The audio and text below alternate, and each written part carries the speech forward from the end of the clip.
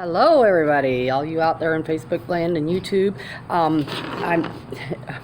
We're going to start our second week of the homeschool workshop. Next week we won't have it because most of the ladies who are attending here are also going to the Joyce Myers conference. So we will skip next week and go on the 30th. I believe it's the 30th. So at 2 o'clock here at the Pontusic Community Church in Pontusic, Illinois. It's not hard to find. If you want to find it, all you have to do is drive around. There's just one church in town. Last week we talked about a lot of the pros and cons of homeschooling and types of homeschooling and things like that. And then my video cut off after 47 minutes because apparently I had too much on my phone, and so you didn't get the homework. I did post it on Facebook after the deal was over, but anyway, I want to show it to you. The homework for last week was to do this child study. Can you see it there? Okay, and basically what you do is you just make a list of the number of hours in the day, and then you kind of observe your child and keep track of what they're doing, and then try to find different categories. Like maybe they were reading a book, that would be language arts. Maybe they were, an older child might have been chatting on the computer with a friend, that would be language arts. They were listening to YouTube videos, music videos, music, okay? All those kinds of things. And then I also gave a example sheet of that. And you can find all these things in my book.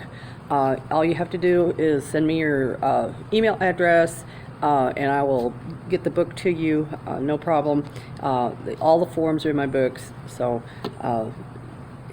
let me know if you need one, okay? And then the next thing, and with this child study, I recommend that you do it for at least a week, if not a month.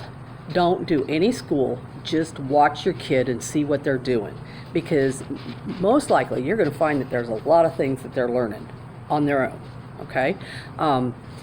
My kids, one of the things that blessed me so much when my kids were little is they sat down and they asked me how to play the piano. Well, I took piano lessons when I was a kid, and I wasn't too good at it, but I did know how to find the certain keys, and I taught them a little bit about how to read music.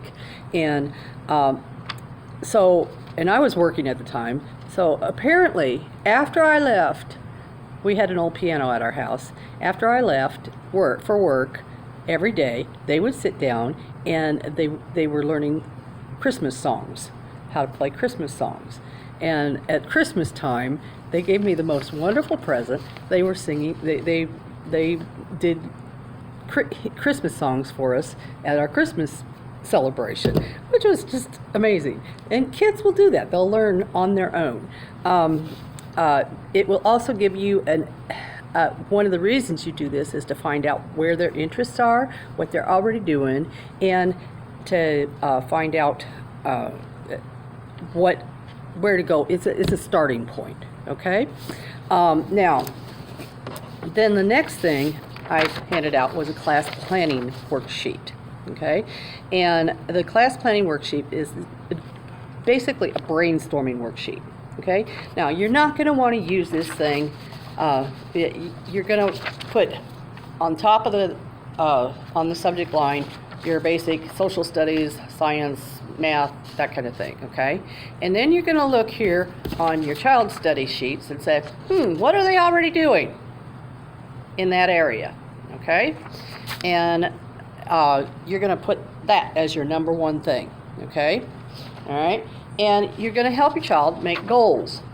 Now, with little kids, you're going to make them for them. But when they get older, you want to involve them in the process. And maybe even give them the whole process, okay, with you just rubber stamping it, okay? You want to write down at least 4 activities or goals that they could learn, okay?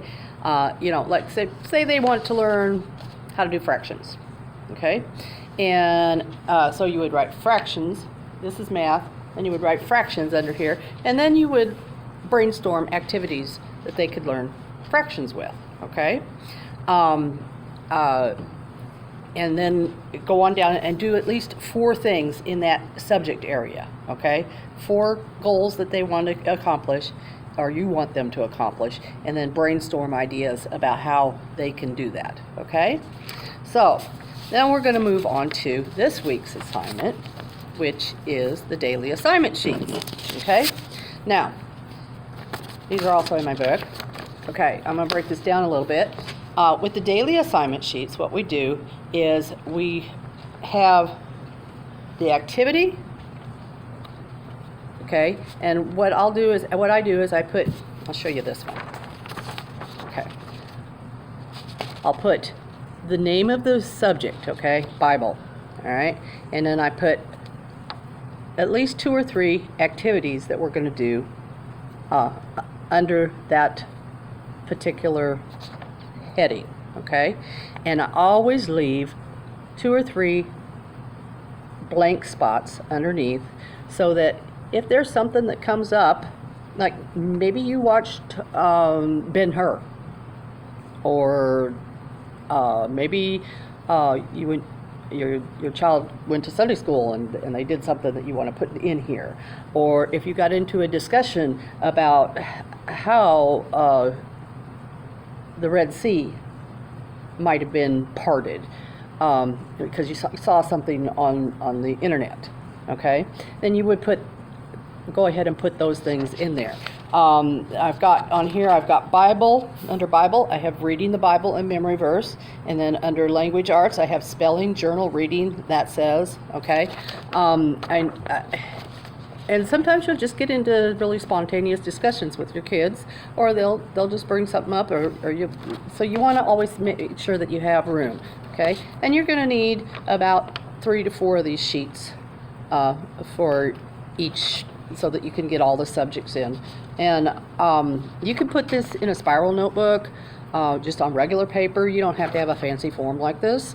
It's just, for me, it's easier because I can do this, okay? The things that we are repeating all the time, I can go ahead and type them into the form and have that going all the time, okay? Now this one, I didn't leave the points because I was trying to shove it all in so I could show people, and this is also in my book. And what we do is, first of all, we make the table, okay, and you can do this on any computer, or you can do it on loose leaf paper or spiral notebook or whatever, okay? And then you put in the subject matter and that kind of thing. Now, one thing that I do with kids generally is I have what's called an e-point system, and this is little kids. You can do it with older kids too, but they usually don't need it by then. But when I go to work, I don't go to work just to go to work, and sometimes some of these things are boring, like doing spelling or math worksheet or whatever, and that's part of life. That's okay, but we need a motivation to do it, right? Okay, so I don't have any problem with bribing kids. I go to work, and some of the stuff I do is pretty boring, but I do it anyway because I know I'm going to get money for it, right? Okay, and there's no problem with doing that with your children either. What I do is I will assign e-points to each thing, like okay, a math problem that they did correctly. E, by the way, stands for excellence. If they did it correctly, then I will give them an e-point for that, okay? In language arts, say handwriting, I will give them an e-point for each letter that they formed correctly.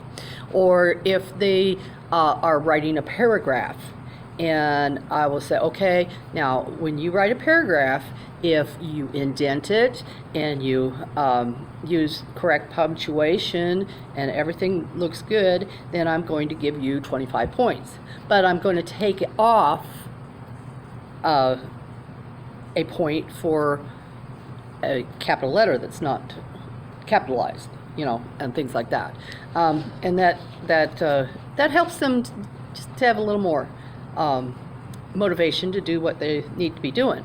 And I usually would get a box, and I'll go to the dollar store and get a bunch of toys and stuff to put in there, maybe some gum or candy or something like that. And at the end of the week, we will count up the e-points and we give it to them in play money. And they can go to the store, which is the box, and get whatever they want out of it because of the money that they've earned. Okay?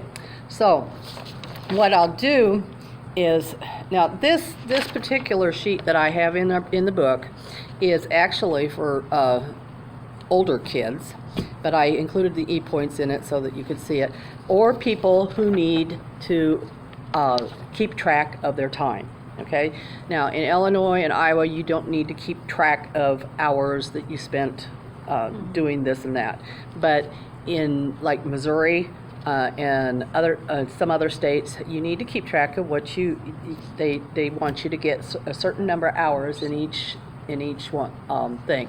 So you can keep track of the hours with this by minutes in each subject, and you can also keep track of your e-points.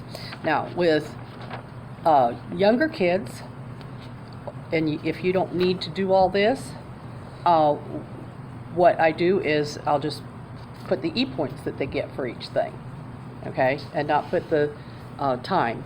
But that example is in my book, and you can look at it and see how it works. One of the things that I do is at the bottom of the page, we will total up the e-points and the time, and I have the kids do that. And if they get it correct, I give them more e-points. So, you can also do this on a spreadsheet, and if you've got an older kid, especially having them do this on a spreadsheet helps them to learn how to use the computer and things like that, and so setting it up and getting them using it is good. This is also helpful for high school, because with high school, what you're doing is, and I'll talk about it later, but what you're going to do is keep track of the time that they spend in each subject, and you're going to say, okay, a certain number of hours equals 1 credit, okay? And I will, in a later thing, I will talk about high school credits and how to set that up. But it's useful like that, okay? Let's see here. So, this week your assignment, if you've decided you've done enough of the class study, is to go ahead and get these assignment sheets started up so that you can put in what you need to do in each subject, okay? And a true unschooler, I call myself almost unschooling, a true unschooler will not do this because they don't believe that life can be broken down into subjects, okay? And, they're really right. It can't be. It can't be broken down into subjects. Life involves all those subjects. But for me, it helps me to keep organized. Mm-hmm. And it also helps me to be able to deal with people who are used to the school system. Because I can say, okay, this child is doing this in language arts, and because that's how we're taught to think about education, okay? So, and this is the way that I do it because I'm still halfway there, okay? I shouldn't be, but I am, after all these years. Okay, the next thing that I want to talk to you about is the things that I really insist on in school, okay? I like games. I like all kinds of stuff, activities, things like, hands-on stuff. I really, really like it. I think that should be the major part of your school, okay? But there are, for younger kids, you really, really need to concentrate on the 3 R's, okay? And it doesn't mean that they've got to do hours and hours of handwriting or hours and hours of math worksheets, things like that. They really do better. Have you ever heard of the term muscle memory? Okay. When you're talking about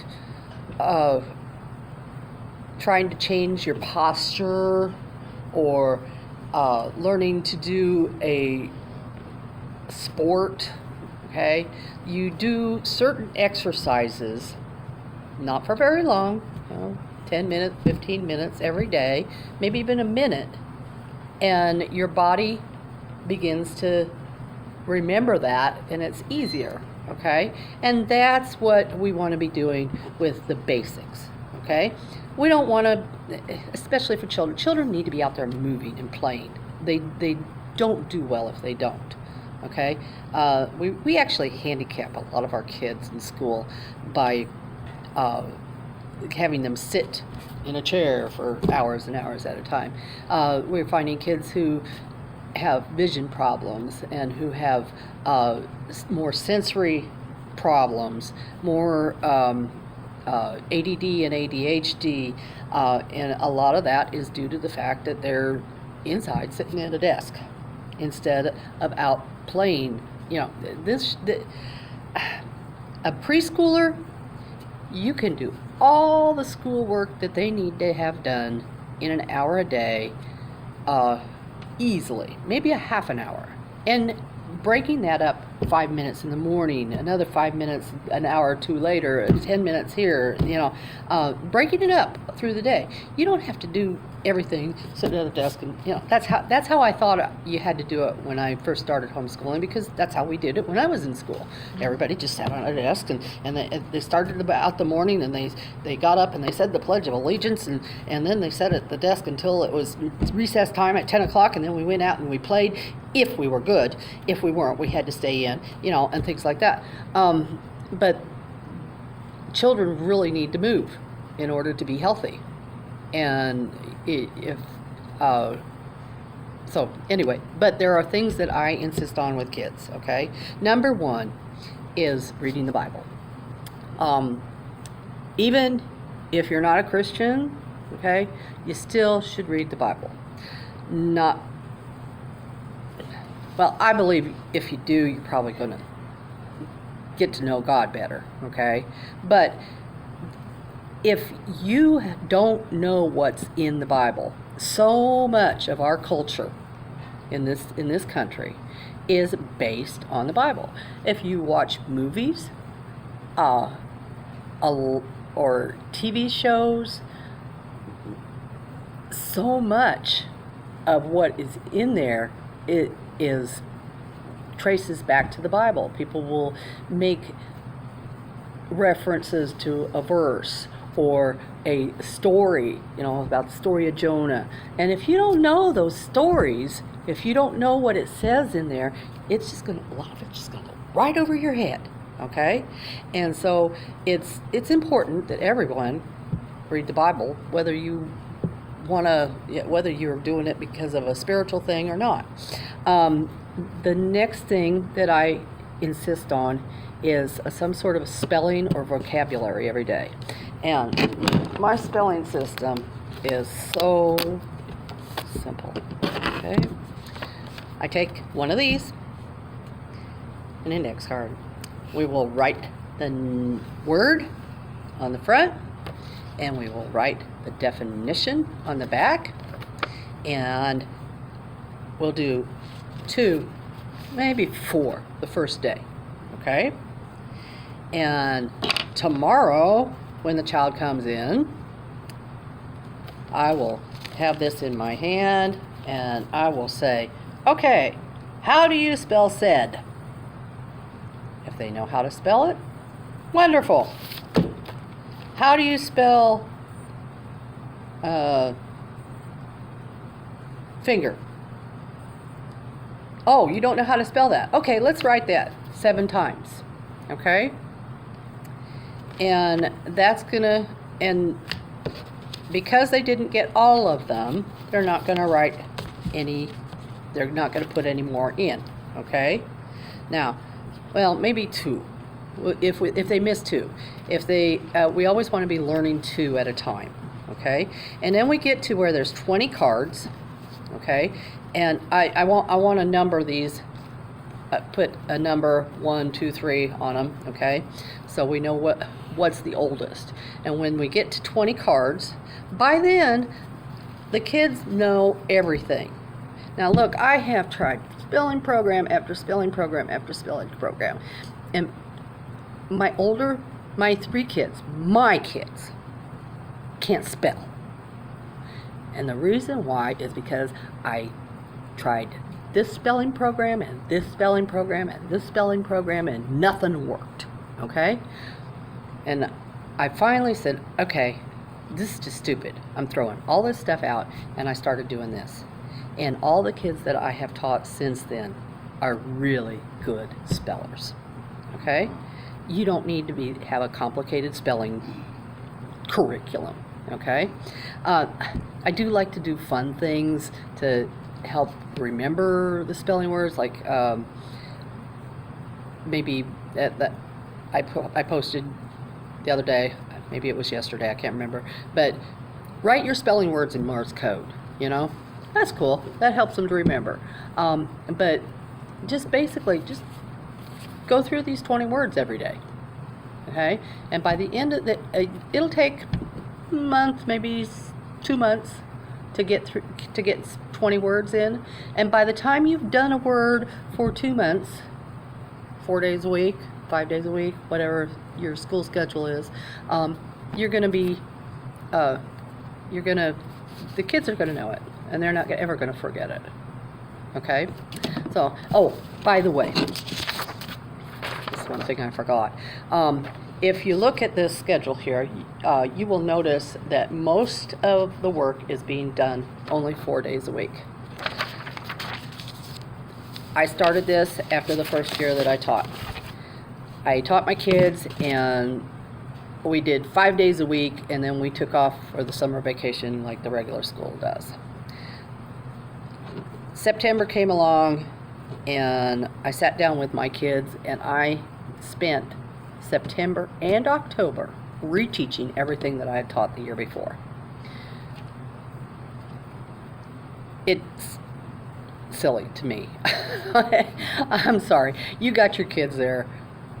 Keep them going all summer long, because if they don't use it, they're going to lose it. Mm-hmm. Okay?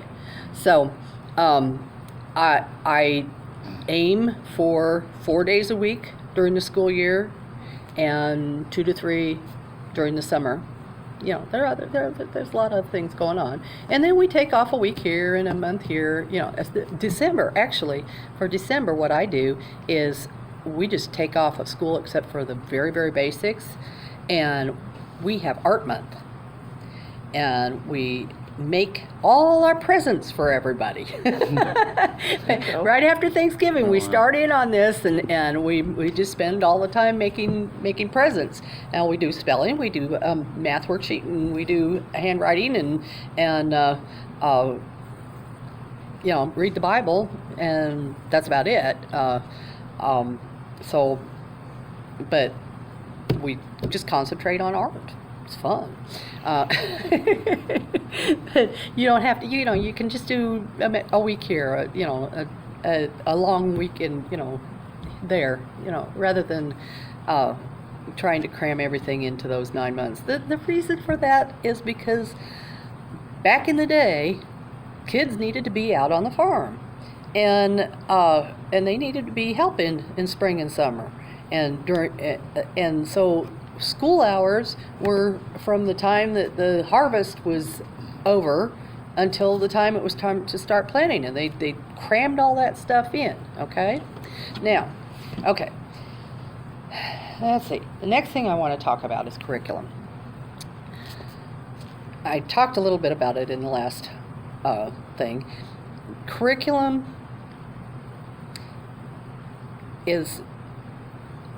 was designed, it was a great, fantastic medium for education in the 1700s and 1800s and the early 1900s, when there was not a lot of access to paper, and books were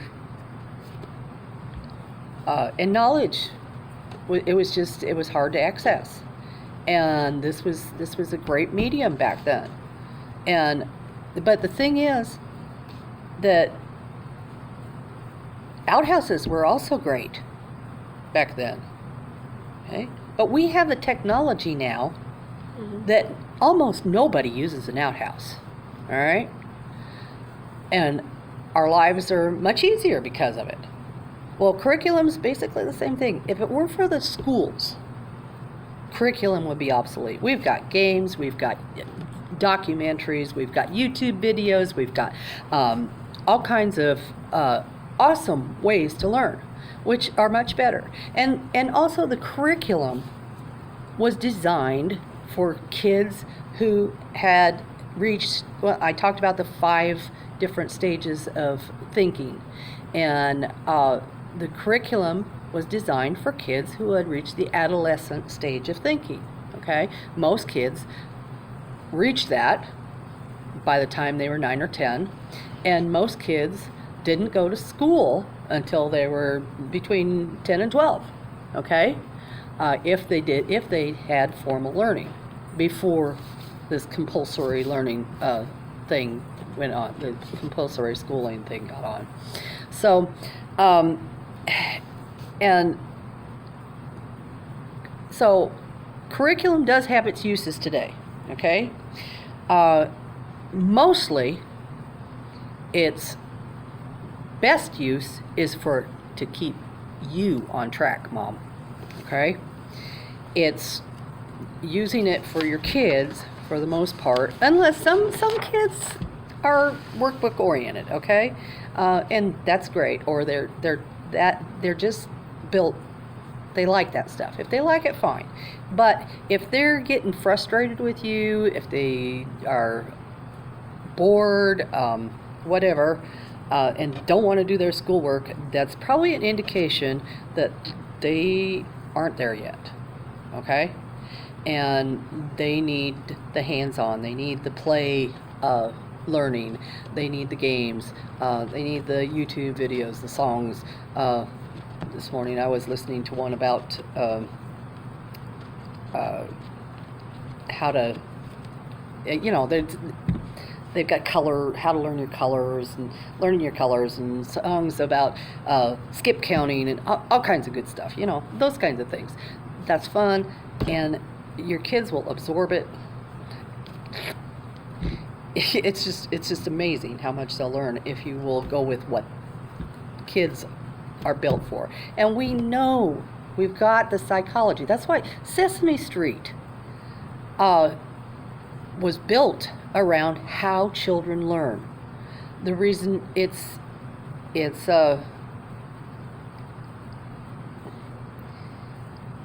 totally not like school.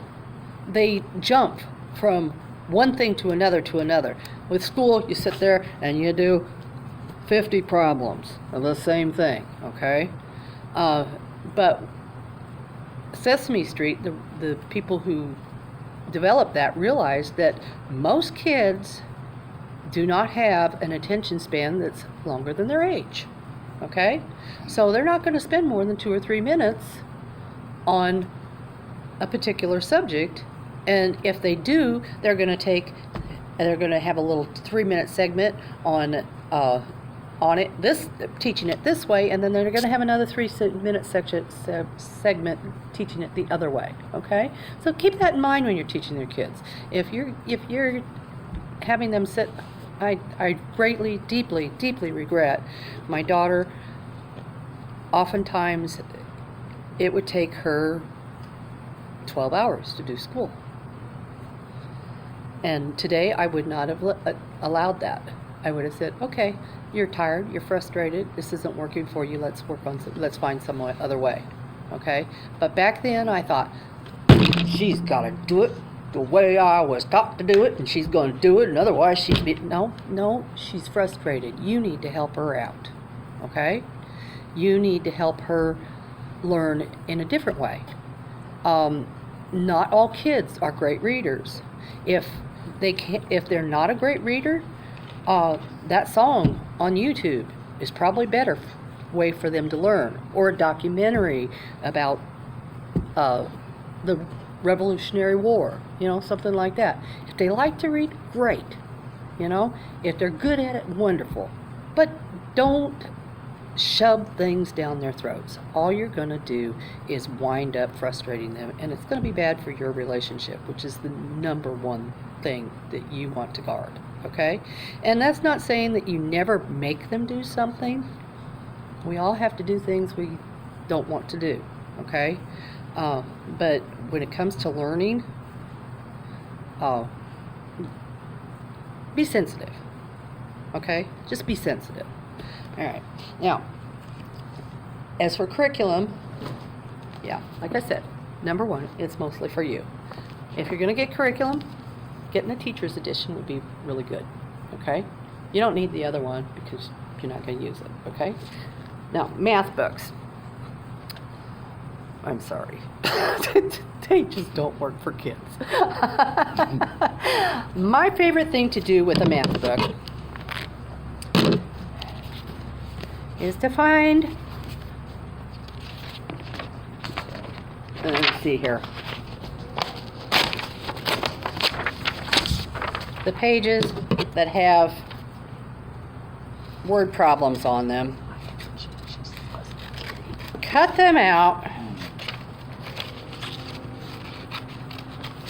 fold them up, and put them in a box or a shoebox or something, and have the kids take out 2 of them every day, and then you want to have them underline the words that tell them whether to add, subtract, multiply, or divide, and help them make an equation out of it, okay? 2 a day. They don't need to do 50 or 25 or a whole page full. 2 a day will work, okay? And the reason why I cut them out is because you want a variety. Now, when I'm looking at kids' textbooks, for the most part, you will find all addition problems, word problems, on one page. And then a week or 2 later, you will find all subtraction problems. Oh, I'm sorry, that just does not help them figure out which, they know they're all going to be addition problems. They know they're all going to be subtraction problems. So I like to mix them up, okay? Now, I don't put things in the box that they're not able to do, okay? But I do like to mix them up. And when the kid is in 4th grade or 5th grade, I will have fraction problems in there, and as well as very simple addition problems and multiplication problems. Just mix it up, okay? So that's the best thing I know to do with math books. And I am going to go over my math curriculum, but I'm going to start on it today, okay? A little bit. I want to talk to you about math. I think that they need to do some sort of drill, whether it is a computer game or, let's see here, this is my favorite drill game, okay? I call it domino math. I kind of made it up. I don't know if anybody else has ever done this before. They probably have. I thought that Educationese was something that I had made up too, and they did. Okay, so what we'll do is we'll put all the little dominoes out on the table, and each person in the family is going to have a different goal, okay?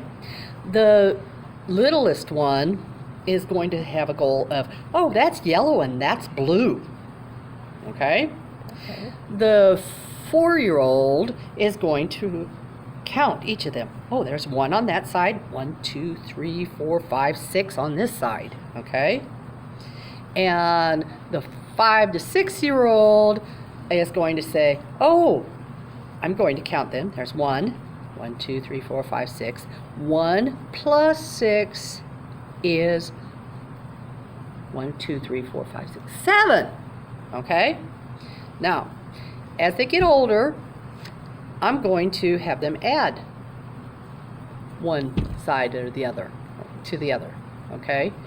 I'm going to have them subtract the bigger side from the littler side. And then a little bit later, we're going to give them a goal of the first person who gets to 100. Okay, so they're gonna have a scorecard, and they're gonna say, okay, I picked out 6 plus 1 is 7. Okay, and then the next one, oh, we got 6 plus 6, that's 12. They got 19 now, okay? And we're going to go up to 100, okay? And if that person makes their goal first, they're going to win, okay? Now, later on, we're going to have 2 of them, and we're going to add those 2 or subtract them, okay? Whichever one is bigger and whichever one is little. And we're going to start from 100. You know, if you're going to subtract, you're going to start from 100, and you're going to subtract this from 100. Okay, or maybe you're going to multiply them together, and and when you get to 500, then you've won. Okay, or you know, that kind of thing. You can also do fractions with them. This is 1/6. This is 6/6. Okay, all kinds of things you can do with dominoes. I'm a big fan of. I mean, this is my basic drill, rather than this silly stuff. I'm sorry. Very smart people put this together, but I just don't think a whole lot of it. But the use for textbooks is to keep you on track. Okay, you get a science textbook, and you say, okay, in 3rd grade, they're learning about this and this and this, okay, in the science textbook. So I'm going to go and I'm going to find experiments and things like that, real books, and we're going to read about it and work that way, or maybe YouTube videos or documentaries or whatever, okay? And the other use that I have for textbooks is what I call copy work, okay? It's handwriting. And because I rely so heavily on experiments and and things like that, a lot of times my kids don't know what the word atom looks like or cell. Okay? So what I will do to get that to them is I'll get a science textbook and I'll say, okay, now you need to copy 1 sentence a day in this book, or a paragraph a day out of this book, okay? And I'm going to look at your handwriting, make sure that the letters are formed correctly, and you know, if you we'll give you a point for each letter that's formed correctly, that kind of thing, okay? So that's my other use for textbooks, all right? Other than that, not much. I love flashcards. I love games, all kinds of things. One of the things okay, we went through reading the Bible, spelling our vocab. I want the child to write something every day. A little one, preschooler, should draw a picture and tell you what they've done. What the picture is about. The older kid can draw a picture and write a story about it. Maybe really young kid would just write a sentence, older kid would write a paragraph. At the high schooler, you might have them write a page about something every day. There are all kinds of writing prompts that you just type in writing prompts and Google it, and you can find gobs of writing prompts. One of the things that I like to do is have a jar with a whole bunch of writing prompts in it, and just if a kid can't come up with what they're gonna, I always say, write about anything you want. I don't care what it is. Write about anything you want, but you write a certain number of words, or you write a certain number of sentences, or a whole page, or whatever, depending on their ability. And if you can't think of what you want to write about, then you need to pull something from the jar, and you have to write about that. Okay? So that gives them an incentive to think of their own. And if they can't think of what they want, then yeah, we've got something there for them. Okay? And you might even say, okay, you can pull out 3 of them and choose one. You know, that empowers them. I also insist that they read something, anything. I don't care if it's an article on the internet, or if it's a book that they're reading. Little kids who are just learning to read have to read out loud every day. Every day. I had one kid that came to me when he was 11, and he couldn't read a thing. And so I said, look, you're a big boy. And so we're going to start with the hardest book in the world. We're going to read the Bible, and you're going to learn to read. And so we sat down, and I helped him sound out the words. And at first, getting through a sentence was just horrid. But by the end of 1 month, he was able to read paragraph at a time and comprehend it. Okay? Then his parents decided that he was old enough to stay home by himself, and he never did learn another thing because they didn't keep up with it. Kids have to read every day. Okay?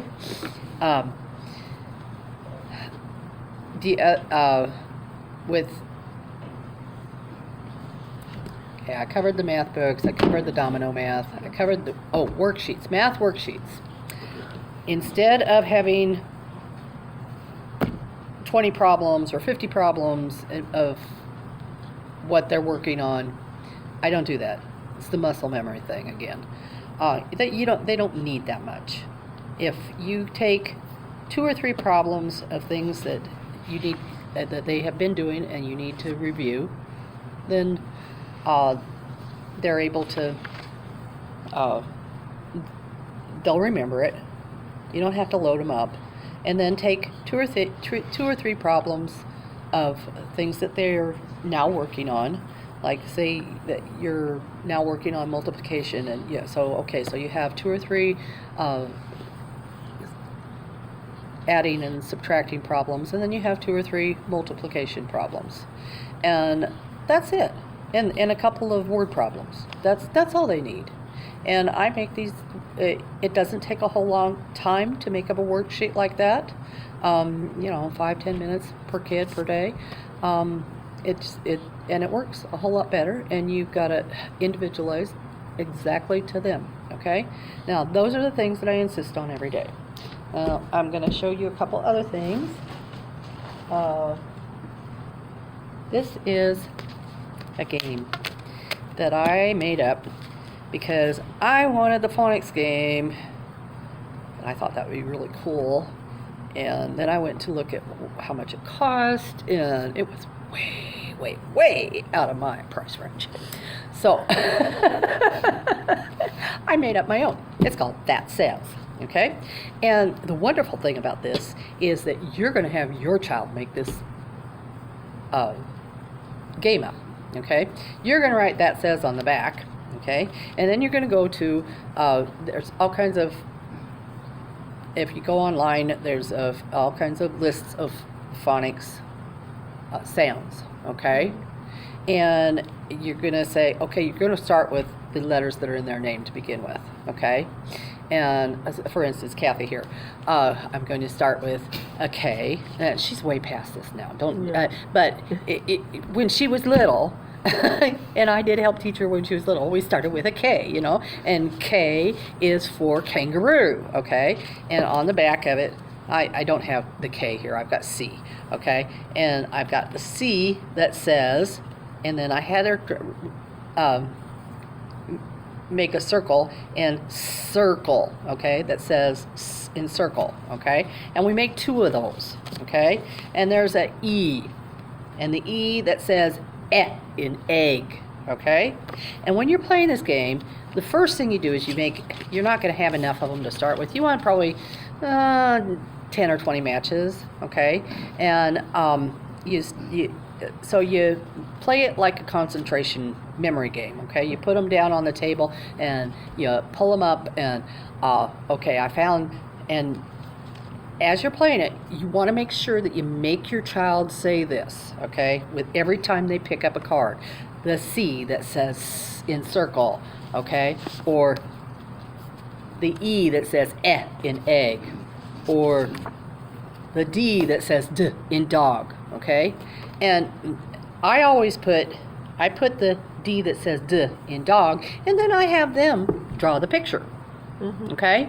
That involves them, it makes it their game, and they remember it better, okay? And so you just do the matches to begin with, okay? And once you get so many that you're getting your table filled up and it's just too big for the match game, then you will play a Go Fish game, okay? And you'll give each person 5, cards, and you'll say, and then they'll say, okay, do you have the E that says in egg? And if that person does have it, they will say, yes, I have the E that says in egg, and they will give them that card, okay?